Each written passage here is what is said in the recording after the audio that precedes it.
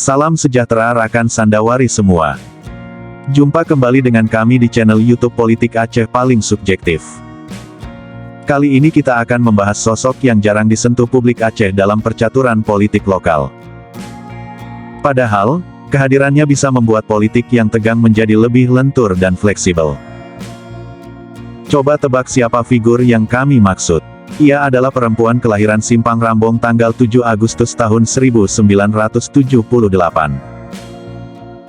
Dan menikah dengan Mualem pada tanggal 2 Februari tahun 1999. Ia keluar masuk hutan mendampingi suaminya yang petinggi Gerakan Aceh Merdeka.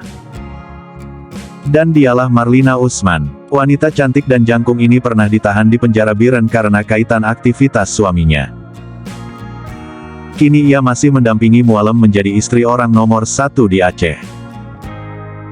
Ia otomatis menjadi petinggi di bagian Dharma Wanita di lingkungan birokrat pemerintah Aceh. Aceh adalah salah satu daerah penghasil orang ganteng dan cantik. Tak heran apabila gubernur dan istrinya juga ganteng dan cantik. Dan, dalam politik semestinya harus ada dan mendominasi orang dengan wajah yang sedikit enak dipandang.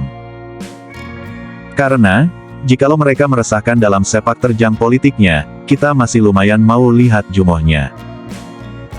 Demikian, selain Kak Ana, adakah istri gubernur yang cantik?